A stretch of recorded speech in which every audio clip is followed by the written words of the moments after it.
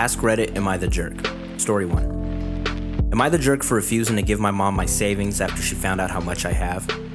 I'm 19 female, currently in college and still living at home. I've been working part-time since I was 16 and I'm really strict about saving. I don't go out much, I don't buy expensive stuff, and I've managed to save a decent amount, around $4,000. Last week, my mom asked me to log into my banking app to transfer money for groceries because her card wasn't working. While I was doing that, she saw my total savings. She went quiet and later that night told me that since I'm living under her roof, I should contribute more and that it's selfish of me to hoard money while she's struggling. She asked me to give her $2,000 to help the family and said I could always earn it back. The thing is, she's not unemployed or anything. She works full-time. We're not rich, but we're not in crisis either. I already pay for my own school stuff, my phone bill, and sometimes even groceries. I was saving that money in case I move out or for emergencies. When I said I wasn't comfortable giving that much, she called me ungrateful and said I'm acting like a tenant instead of a daughter. Now my relatives are saying I should help because family helps family, but I feel like she only wants it because she saw how much I had. Am I the jerk for refusing to give her half my savings? See, this is a weird one for me because my brain kind of goes in two places. On one end, if you're living with your parents pretty much rent-free, I don't think it's ridiculous to be asked to contribute in some way. You're still using electricity, you're still using water, you're still using the amenities that everyone else is using. So, being asked to kick some money isn't the end of the world. But to be asked to randomly give up half of your savings out of the blue is ridiculous to me. I think that you are not the jerk in this situation, but I think that there is a good line of communication there to start where you can say, hey, I don't want to give you half my savings. That's not fair. But if you would like me to contribute, I can start giving you, a couple $100 a month instead. And I think that's the better way to handle this. To be asked to give your half your savings out of nowhere is crazy to me. But that's my thoughts. Who cares what I think? But I think you are not the jerk. Story 2. Am I the jerk for telling my friend she's too big to go certain places? Weird title, but I'll roll with it. So I, 16 male, was talking to my friend, 15 female. I recently have been getting into urban exploring and was talking about it with her. She asked if she can come at some point. It's important to mention that she is plus-sized. I said of course, but there would be certain places she wouldn't be able to go because the only entrances were very small holes or parts that you needed to be lifted into. I didn't say it in a way that was intended to shame her, I just stated it like above. She got upset about what I said. I told her it wasn't meant to hurt her, I just wanted her to know for future reference, but she hung up on me and we haven't talked since. Am I the jerk? Edit. I feel I should mention this. I didn't mention her size just because. I mentioned it because of her wanting to go to a specific place, and that one happens to have a very small entrance and several parts that are hard to squeeze through. But because of that, I mentioned it was something that might happen at several places. I said it was okay because there were many places that we could go and I would take her there. Just wanted to clarify for a few comments I got. But thanks everyone, I really appreciate the insight and I feel I have a better perspective now. So yeah, this is a weird one. Let me read some of these comments.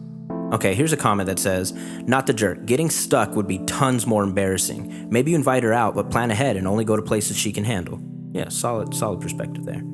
Here's another one. I've gone spelunking. There are some scary tight spots. Being aware in advance could save someone's life. Yes, people die. Maybe the wording wasn't as tactical as it could have been. It is unfortunate that the female friend took it personally though. Friend did the best he could in saving her future embarrassment. Here's another one, not the jerk. You were being honest and it would have been really humiliating if she actually arrived to a location and not been able to fit. So it's not like saying nothing would have been better, and I completely understand why she's upset. Women tend to sugarcoat things better than men do, so it's likely your communication tactic wasn't well received. Okay, weird comment there. I mean, I will say that men tend to lack empathy, especially young men between the ages of 30 and under. They have a huge lack of empathy. But I don't get that this writer did lack empathy. But they probably didn't word it as well as they could have been. Here's another comment. Not the jerk. As a fat person myself, sometimes you just got to accept your limits or exercise to push them and lose weight. It's upsetting, sure, but would be way worse to show up somewhere and realize you can't fit, or worse, get stuck. Yeah, I think this situation just sucks. See, this is a weird one. Here's my thoughts. I think that there is a world where he could have just taken her to places where she just kind of could have fit. He didn't even have to bring up that there was places that she couldn't. I don't know. This one I don't know. I'm not gonna say if he was the jerk or not. My gut says that he was not the jerk, but we're going based off of his writing and not we weren't there. I think that whether he had good intentions or not, it never feels good to be told that like you're too big to fit somewhere. So there wasn't really a smooth way to go about this at all, I think, but I don't know. That's just my thoughts. Story 3. Am I the jerk for not letting my friend stay with me after what she did last year? I, 23 female, live alone in a small 1 BHK that I worked really hard to afford. Nothing fancy, but it's mine and I like my space. My friend Raya, 24 female, and I have known each other since school. We used to be really close, but last year we had a big falling out.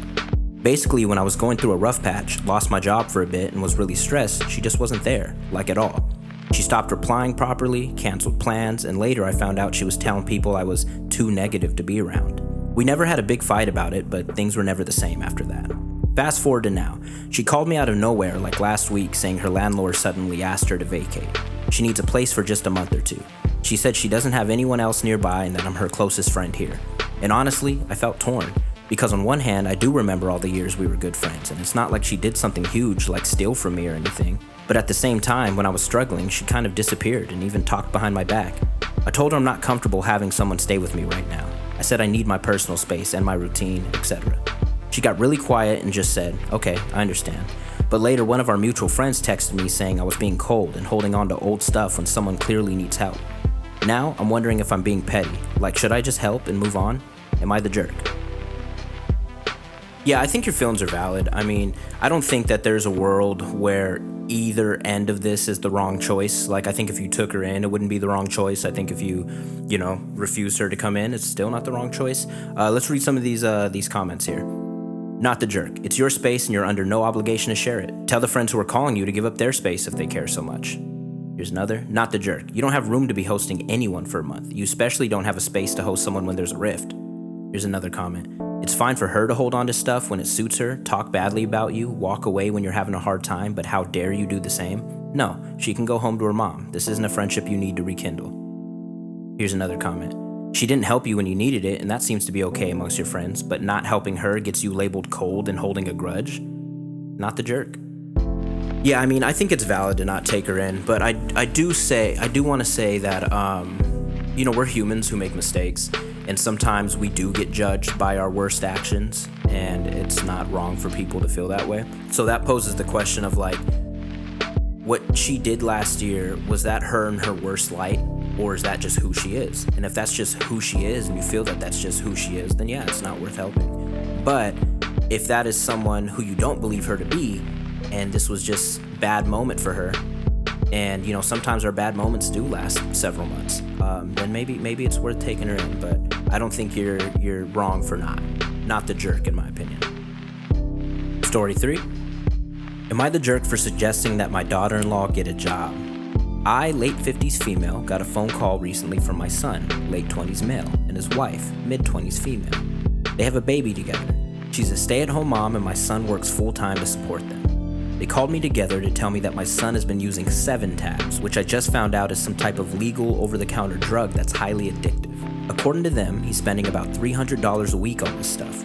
He said she was threatening to tell me about his addiction in an attempt to make him stop, but he decided he wanted to call me first before she could tell me out of respect for me. Daughter-in-law said that they couldn't afford his addiction. Now, I don't condone his drug use, but it's not his responsibility to provide for her. The baby should be his only responsibility to provide for financially, as his wife is a grown woman, and if they were divorced, he wouldn't be providing for her and she would have a job. So I suggested that my daughter-in-law get a job. Since my son is the only one earning money, I explained that ultimately it's his money, and if he chooses to spend it how he wants, that's his decision. This has been bothering me for a while, actually. It makes sense for her to contribute financially instead of expecting him to carry everything alone. She said she doesn't want to put the baby in daycare. Plenty of mothers work and put their kids in daycare. It's normal. My ex-husband was addicted to drugs and in prison, and I had to work full-time to support my kids. I've always instilled into my son that he has to find a woman who works. She then whispered to him to hang up on me, and then I tried to message her and found out that she blocked me. Am I the jerk for suggesting that my daughter-in-law get a job instead of leeching off my son? Yeah, I mean, she's delusional.